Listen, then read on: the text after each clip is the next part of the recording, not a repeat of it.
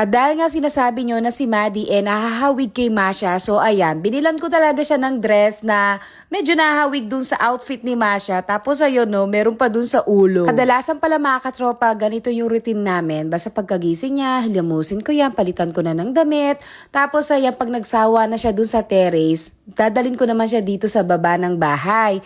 Tapos ayan, ganyan-ganyan lang siya sa mga books niya. Tapos maglalaro na at syempre, ikakalat niya yung mga laruan niya na yan. Pero in fairness naman, no, etong toy set niya na to, itong cooking set niya, gamit na gamit talaga. Ayan, sabi ko, pagluto niya ako ng ng egg. Abay, kala mo naman talaga, kusinera na talaga.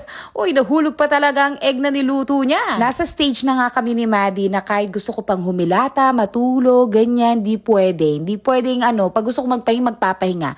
Kasi si Maddie, ayan, mahilig na po talaga siya mag-explore, mahilig nang maglaro. Kaya syempre, di ba, kailangan meron nagbabantay sa kanya. Kasi pag hinayaan mo yan, naku po, madidisgrasya talaga. Nung nagsawa na nga siya maglaro sa loob ng bahay, nilabas ko naman siya para sana makapaglaro siya sa mga bata. Dahil nga may pasok, so ayun, wala kami nakitang bata sa labas. Yung pasok ko kasi mga katropa, mamaya ba bandang tanghali yun? Kaya pag umaga, nakakabanding ko pa si Maddie. Tapos ayan, tumawag na si Jusawa at sa oras na mga katropa, on the way na siya dun sa sa bus service nila.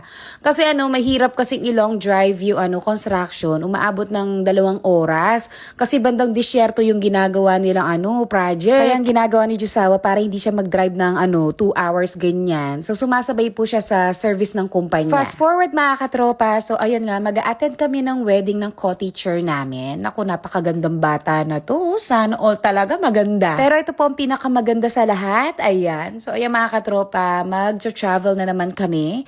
Pero dahil nga hindi sanay mag-maps to mga kasama ko, mga passenger princess lang sila, hindi sanay mag-Google Maps. Naligaw po kami, nakarating kami sa bukid-bukid, ganyan. Kaya ayan, ginamit na namin si Mr. Magtanong. Pero ayun nga, thanks God, nakarating po kami dito sa kasalan, kaloka. Grabe, napakaganda ng bride, napakaganda ng makeup, pati yung gown niya, bagay na bagay niya. Ay, nandito pala si Madam Kaporkinyo, isa po siya sa mga bridesmaid. Ayun, pinakita niya talaga yung kanyang mga baku-bakuna. Si bride, kabatch ko po yan na in sa DepEd. Mga year 2018 yon now, diba? Ang tagal na ng friendship namin. Pero tawang-tawa kami dito kasi nagkakilala pala sila sa pusa.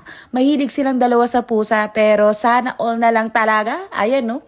Di tayo makarelate kapag usapan kiss Ay, congratulations po sa inyo. Pumayo kayo at magpakarami. Charot. So, ito nga mga katropa, yung venue pala ng reception nila dito sa Ingbalemi. Naalala ko bigla kasi dito po kami nag-prenup ni Jusawa bago ikasal. Kasi yung team ng prenup namin, vintage, makaluma, kaya perfect talaga tong bahay na to nung nag-pictorial kami. Bigla akong na-realize na sobrang bilis talaga ng panahon, tumatanda na tayo. Akalain mo yon, no? Magti 3 years na kaming kasal ni Jusawa. Pero anyway, ayan, say hi muna kayo sa mga katropa natin. Ayan.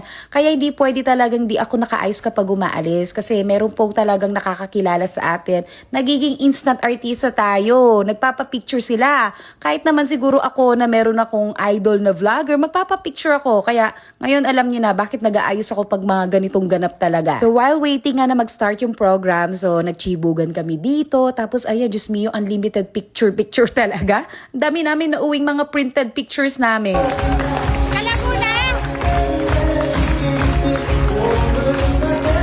Grabe, Sisi. Sobrang ganda mo talaga. As in, bagay na bagay mo yung makeup mo, yung outfit mo. Naku, ikaw talagang star ngayong araw. Ayan, nag-kiss na naman sila. Hindi na naman ako makaka-relate niyan. Mga LDR, di makarelate sa ganyan. Charot. Tapos ayan, nag-start na dyan yung mga traditional na ginagawa, yung mga garter, gano'n. Uy naman, Sisi, kinikilig yard. Ay, mamaya, dali ka na niyan, charot. Tapos tinawag yung mga single ladies, pero ang hirap no, kapag nasa edad ka ng like magte-30 ka na magpakasal, halos yung mga participants mo may mga jowa. Kaya yung nakakuha ng bouquet po, may jowa. Kaya tinawag na lang po yung jowa. Mahirap naman, Diyos mio. Iba yung maglalagay sa kanya ng garter, charot. Habang nanonood nga ako ng mga ganap dyan sa kasalan, ayan, nagutom na ako, day. Ayan, kumakain na kami dito, grabe. Sobrang sarap ng pagkain. Isa to sa highlight talaga for today's video.